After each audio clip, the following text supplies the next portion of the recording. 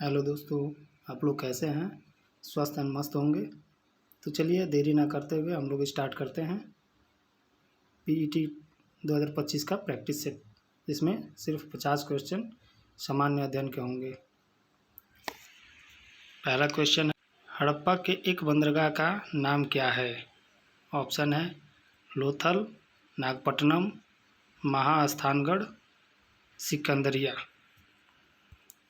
तो इसका ऑप्शन हो जाएगा ए, यानी कि लोथल। आइए दूसरा क्वेश्चन देखते हैं। हड़प्पा सभ्यता के दौरान डांसिंग गर्ल नर्तकी की कांस्य प्रतिमा बनाने के लिए किस तकनीकी का इस्तेमाल किया गया था?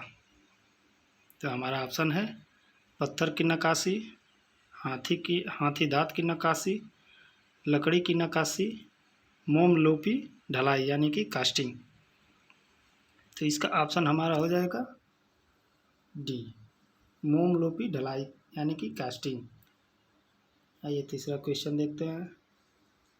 हड़प्पा काल का इनमें से कौन सा नगर 3 भागों में विभाजित था? पहला ऑप्शन है लोथल, दूसरा है मोहनजोदड़ो, तीसरा है कालीबंगा और चौथा है धौलावीरा। तो तीसरा का ऑप्शन हो जाएगा डी, यानी कि धौलावीरा। चौथा क्वेश्चन देखते हैं। सिंध घाटी सभ्यता के बारे में इनमें से कौन सा कथन सत्य है? सिंध घाटी सभ्यता के बारे में इनमें से कौन सा कथन सत्य है? तो हमारा ऑप्शन है ए, सिंध लोग कपास का उत्पादन करने वाले पहले थे। ऑप्शन बी, उन्होंने लकड़ी के बक्से में अनाज भंडारित किया। ऑप्शन सी, सिंध घाटी सभ्यता पंजाब, सिंध, बलूचिस्तान, गुजरात, राजस्थान और पश्चिम बंगाल के कुछ हिस्सों को कवर करती है। ऑप्शन नंबर डी, सिंध लोग कुत्तों, बिल्लियों और घोड़ों को बड़े पैमाने पर पालते थे। मिस्टेक हो गया है, पालते थे। तो इसमें हमारा ऑप्शन हो जाएगा ए, ऑप्शन नंबर ए, सिंध लोग कपास का उत्पादन करने वाले पहले थे। पांचवा क्वेश्चन देखते हैं। उपनयन समारोह से क्या तात्पर्य है? ऑप्शन नंबर ए, बच्चों को एक औपचारिक नाम दिया जाता है। ऑप्शन नंबर बी, बच्चों को सूर्य और चंद्र के औपचारिक दर्शन कराए जाते हैं। ऑप्शन नंबर सी, बच्चों को पवित्र जनेऊ धारण कराया जाता है। ऑप्शन नंबर डी, बच्चों का विवाह किया जाता है। तो इसका ऑप्शन हो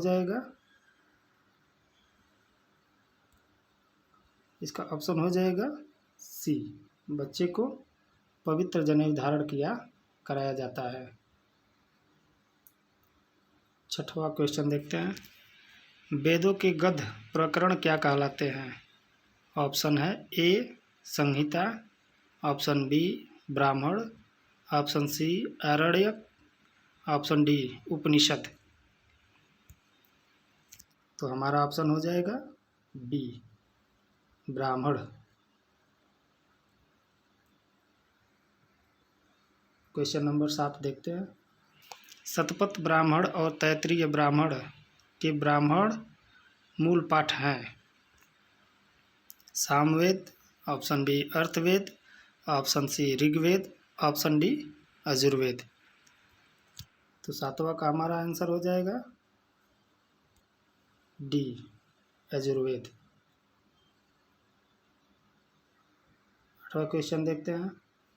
गौतम बुद्ध को ज्ञान किस नदी के तट पर प्राप्त हुआ था? बहुत इजी सवाल है।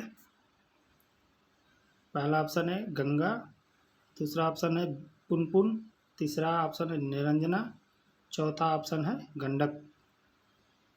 तो किस नदी के किनारे उनको ज्ञान प्राप्त हुआ था? तो हमारा ऑप्शन हो जाएगा सी, निरंजना नदी के किनारे।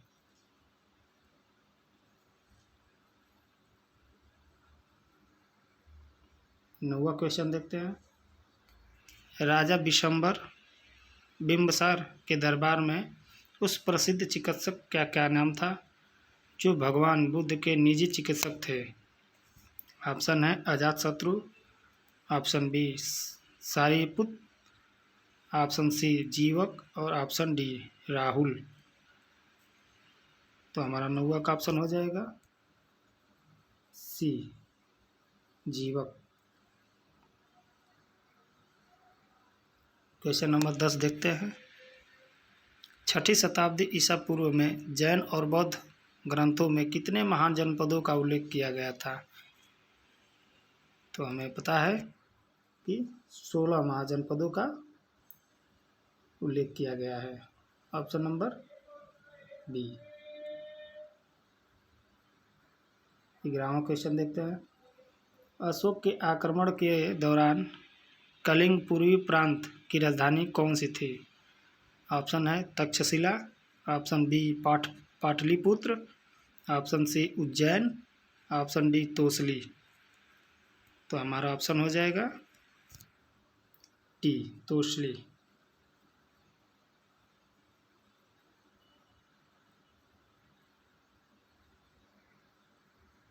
नेक्स्ट क्वेश्चन 12वां देखते हैं।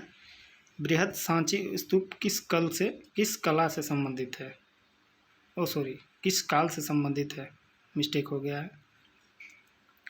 Option A Kushan, option B Gupta काल, option C Harshavardhan, option D Maurya काल। तो हमारा ऑप्शन हो जाएगा मौर्य काल से। 13वां क्वेश्चन देखते हैं। निम्न में से कौन से वंश ने भारत के दक्षिण भाग पर शासन नहीं किया है? ऑप्शन है Chera, option B Pandya, option C Rajput, option D Chola. तो हमारा ऑप्शन हो जाएगा 13 का सी राजपूत। भारत में सिकंदर लोदी का शासन काल कब से कब तक था? तो हमारा ऑप्शन हो जाएगा सी 1489 से 1517 तक। आइए नेक्स्ट क्वेश्चन देखते हैं। 15 तारिक ए फिरोज शाही के लेखक हैं? Ziauddin Barani, option B Hasan Nizami, option C Isami, option D Ibn Battuta. तो हमारा ऑप्शन हो जाएगा जियाउद्दीन बर्मी। 16वां क्वेश्चन देखते हैं। मुगल वंश के पहले सम्राट बाबर ने अपनी देसी भाषा चगताई तुर्की में अपनी आत्मकथा लिखी है। इस पुस्तक का नाम क्या है? ऑप्शन है मुगल नामा, ऑप्शन बी बाबर नामा, ऑप्शन सी बाबर मुबारक, ऑप्शन डी बाबर बिहाया। तो हम जानते हैं कि बाबर ने बाबरनामा में अपनी आत्मकथा लिखी है। 17वां क्वेश्चन देखते हैं। इनमें से किसने अकबर की धार्मिक नीति की आलोचना की है? Option A Faizi, option B Abu Fazl, option C Badayuni, option D इनमें से कोई नहीं। तो हमारा ऑप्शन है 17 का बदायूनी।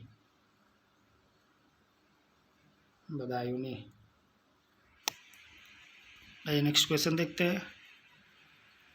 शिवाजी ने निम्नलिखित उत्तराधिकारियों में से किसे औरंगजेब ने ईमानदारी की उपाधि दी थी?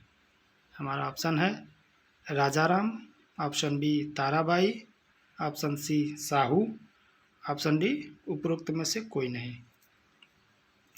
तो शिवाजी ने उत्तराधिकारियों में से किसे औरंगजेब ने ईमानदारी की उपाधि दी थी? तो हमारा ऑप्शन हो जाएगा 18 का बी ताराबाई। ऑप्शन 19वां क्वेश्चन देखते हैं। 1857 से किस लड़ाई में अंग्रेजों ने बंगाल के नवाब सिराज उद दौला को हराया था? ऑप्शन ए 1757 की प्लासी युद्ध में, ऑप्शन बी 1760 में बांडीवस की लड़ाई, ऑप्शन सी 1761 में पानीपत की लड़ाई तीसरी लड़ाई, ऑप्शन डी 1764 में बक्सर की लड़ाई। तो 1857 की लड़ाई में अंग्रेज़ों ने बंगाल के नवाब सिराजुद्दौला को हराया था। तो हमारा ऑप्शन हो जाएगा ए 1757 में प्लासी की लड़ाई में अंग्रेज़ों ने बंगाल के नवाब को हराया था। क्वेश्चन नंबर 20, भारत के governor general Lord William Bentinck ने सती प्रथा को समाप्त करने हेतु वर्ष में कानून पारित किया था। कौन से वर्ष में कानून पारित किया था? तो हमारा ऑप्शन है 1819, option B 1825, option C 1829, option D 1832। तो हमारा आंसर हो जाएगा सी 1829।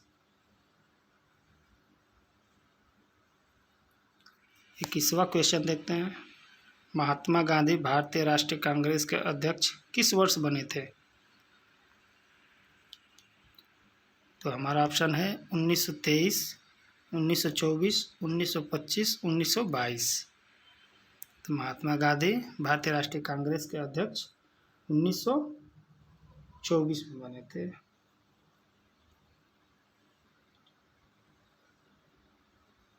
22वां क्वेश्चन देखते हैं।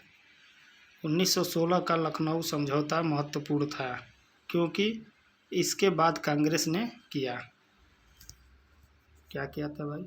ऑप्शन है ए मुस्लिम लीग के साथ गठबंधन किया था, ऑप्शन बी अंग्रेज़ों के साथ संधि, option C home rule league से अलगाव, ऑप्शन डी पूर्ण स्वराज की मांग। तो 22वां का ऑप्शन हो जाएगा हमारा ए मुस्लिम लीग से गठबंधन हुआ था। 23वां क्वेश्चन देखते हैं। नेताजी सुभाष चंद्र बोस ने आज़ाद हिंद सरकार की स्थापना कब की? तो हमारा ऑप्शन है ए जुलाई 1943, ऑप्शन बी सितंबर 1943, ऑप्शन सी अक्टूबर 1943, ऑप्शन डी दिसंबर 1943। तो हमारा ऑप्शन हो जाएगा ए जुलाई 1943। सॉरी सी हो जाएगा अक्टूबर 1943। ये 24वां क्वेश्चन देखते हैं। डेन्यूब नदी उद्गम किस देश में है? ऑप्शन ए हमारा Hungary, option B Germany, option C Romania, option D Australia. तो डेन्यूब नदी का उद्गम है जर्मनी में। हमारा ऑप्शन बी सही है। 25वां क्वेश्चन देखते हैं। निम्नलिखित में से कौन सी नदी विषुवत रेखा को 2 बार काटती है? हमारा ऑप्शन हो जाएगा अमेजन, ऑप्शन बी नील नदी, ऑप्शन सी कांगो नदी, ऑप्शन डी नाइजर नदी। तो हमें पता है कि विषुवत रेखा को 2 बार काटने वाली नदी कांगो नदी है, जो कि 2 बार काटती है। निम्नलिखित 26वां क्वेश्चन देखते हैं। निम्नलिखित में से कौन सा उच्चतम पर्वत शिखर अकांकागुआ पर्वत अर्जेंटीना में स्थित है? हमारा ऑप्शन है आल्पस और B Himalaya Karakoram, option C Andes, option D Tibet. तो हमारा ऑप्शन हो जाएगा तिब्बत।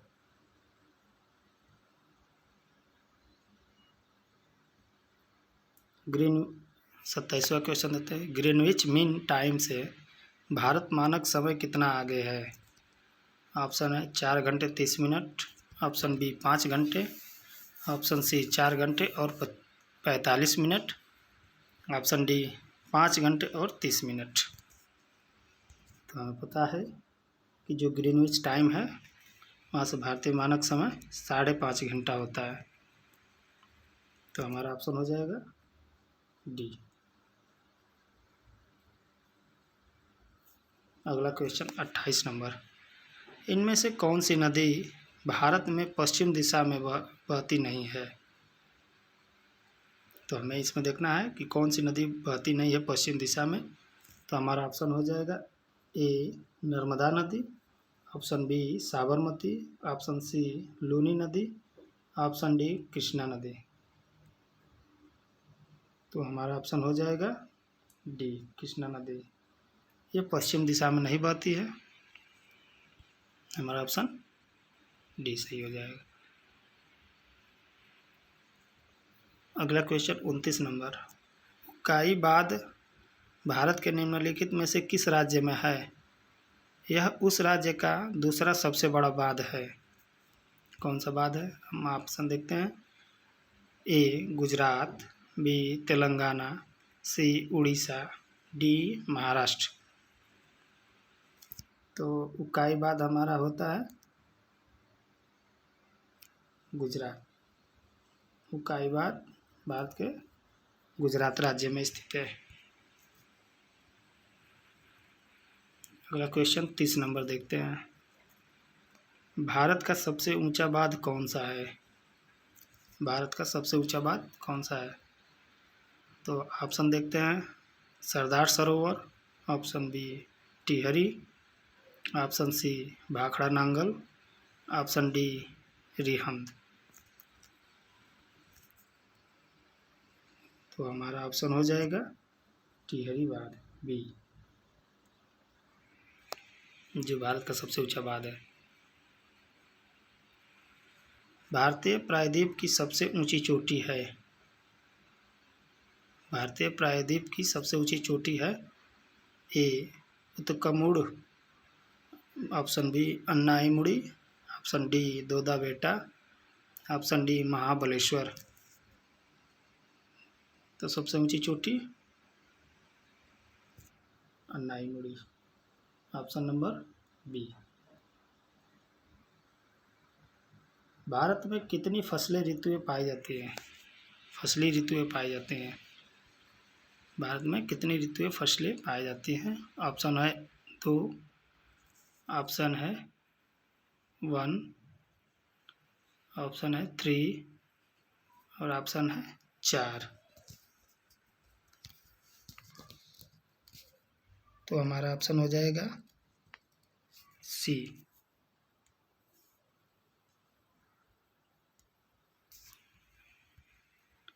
अगला क्वेश्चन 33 नंबर, निम्नलिखित में से किस क्रांति ने तिलहनों के उत्पादन में वृद्धि उत्पन्न की? कौन सी क्रांति में तिलहनों में उत्पादन वृद्धि नापी गई? हमारा ऑप्शन है ए हरित क्रांति, ऑप्शन बी श्वेत क्रांति, ऑप्शन सी स्वर्ण क्रांति, ऑप्शन डी पीली क्रांति। तो तिलहनों से संबंधित हमारा ऑप्शन है डी पीली क्रांति। भारत में सार्वजनिक क्षेत्र के बैंकों में सबसे बड़ा बैंक कौन सा है? Punjab national bank, option B Canara bank, option C state bank of India, option D central bank. तो हमारा ऑप्शन हो जाएगा state bank of India. Question number 35 देखते हैं, खाद्यान्नों का न्यूनतम समर्थन मूल्य प्रतिवर्ष कौन घोषित करता है? हमारा ऑप्शन है ए राष्ट्रीय कृषि आयोग, ऑप्शन बी राज्य सरकार, ऑप्शन सी कृषि लागत एवं मूल्य आयोग, ऑप्शन डी उनमें से कोई नहीं। तो हमारा ऑप्शन नंबर सी कृषि लागत एवं मूल्य आयोग होगा। अगला क्वेश्चन देखते हैं 36 नंबर, लोकसभा में सदस्यों द्वारा निजी विधेयक पेश करने की सूचना अवधि क्या है? जो लोकसभा में निजी विधेयक पेश किया जाता है उसकी सूचना अवधि कितनी होती है? ऑप्शन है 1 माह, ऑप्शन है बी 3 माह, ऑप्शन सी 5 माह, ऑप्शन डी 6 माह। तो हमारा ऑप्शन हो जाएगा ए 1 माह। निजी विधेयक पेश करने के लिए 1 माह का समय होता है। क्वेश्चन नंबर 37 देखते हैं। लोकसभा में कितनी सीटें अनुसूचित जाति और अनुसूचित जनजाति के प्रतिनिधियों के लिए आरक्षित है? Option number A 39, option number B 85, option number C 109, option number D 131। तो हमें पता है कि अनुसूचित जनजाति और अनुसूचित जाति के प्रतिनिधियों के लिए 131 आरक्षित सीटें हैं। क्वेश्चन नंबर 38 देखते हैं। केंद्र और राज्यों के बीच वैधानिक शक्तियों का बंटवारा दिया हुआ है, किसमें है? हमारा ऑप्शन है ए 5वीं अनुसूची, हमारा बी ऑप्शन 6ठी अनुसूची, ऑप्शन सी 7वीं अनुसूची, ऑप्शन डी 8वीं अनुसूची। तो केंद्र और राज्यों के बीच वैधानिक शक्तियों का बंटवारा दिया है, तो हम जानते हैं कि हमारा ऑप्शन होगा 7, अनुसूची 7।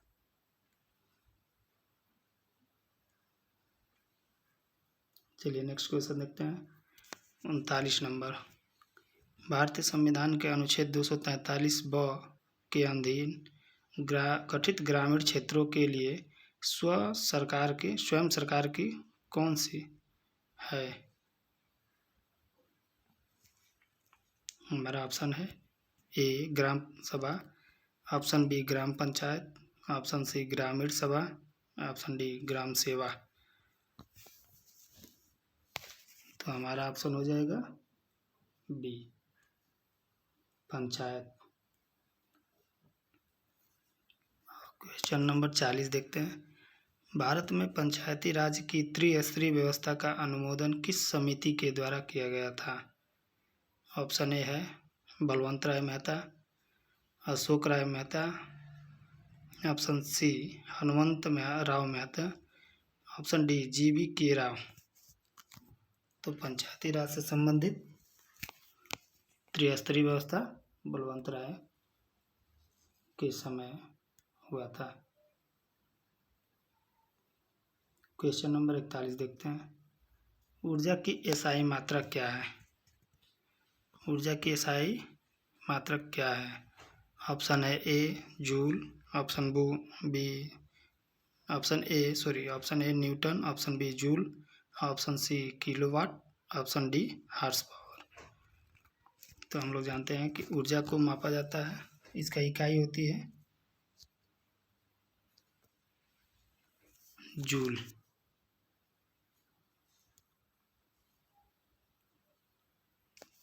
नेक्स्ट क्वेश्चन 42 नंबर देखते हैं। आवृत्ति मापने की इकाई का क्या नाम है?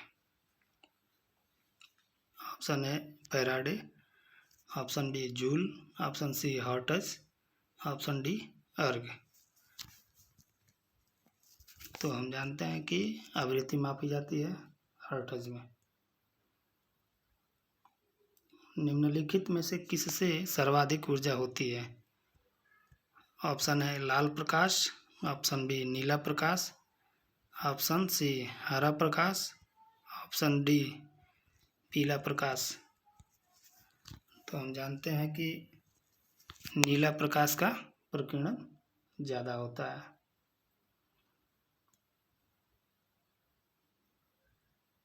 Question number 44। बिजली के बल्ब का फिलामेंट किसका बना होता है? ऑप्शन है तांबा, option B aluminium, option C tungsten, option D मिश्र धातु। तो हमारा ऑप्शन हो जाएगा टंगस्टन, यानी कि option number C. Question number 45 देखते हैं। इलेक्ट्रॉन की खोज का श्रेय किसे जाता है? Option number A Goldstein, option number B J.J. Thomson, option number C James Chadwick, option D Rutherford.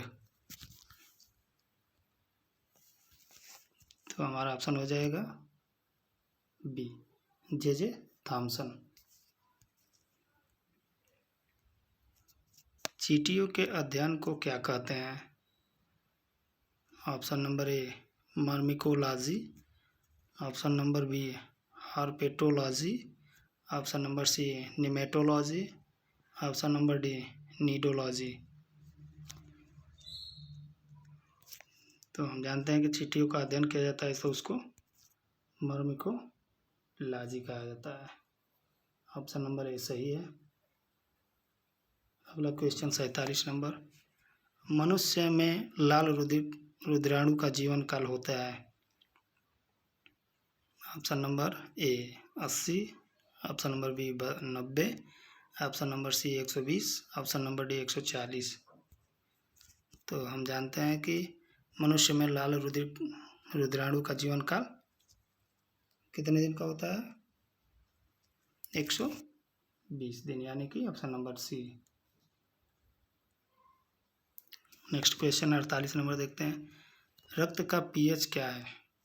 रक्त का पीएच मान कितना होता है? Option number A 5.4, option number B 6.2, option number C 7.4, option number D 8.7। तो रक्त का पीएच मान होता है 7.4। 7.4। नेक्स्ट क्वेश्चन 49 नंबर देखते हैं, निम्नलिखित में से कौन सा मानव शरीर की सबसे छोटी हड्डी है? मानव शरीर की सबसे छोटी हड्डी है। तो ऑप्शन देखते हैं, A vomer, option B malleus, option C stapes, option D incus. तो हमारा ऑप्शन हो जाएगा सी स्टेपिज। स्टेपिज जो कान में होती है सबसे छोटी हड्डी मानी जाती है। और हमारा अंतिम क्वेश्चन 50 नंबर है, पीयूष ग्रंथि पाई जाती है मनुष्य के नीचे, मनुष्य के ऊपर, मनुष्य के अंदर, मनुष्य के निकट कहीं नहीं।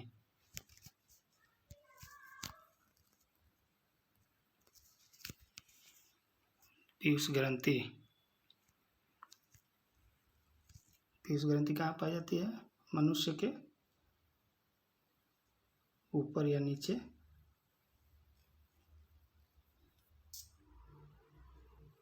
तो आप लोग कमेंट में बताइए कि कौन सी जगह पाई जाती है, ऊपर, नीचे, अंदर या कहीं नहीं। धन्यवाद।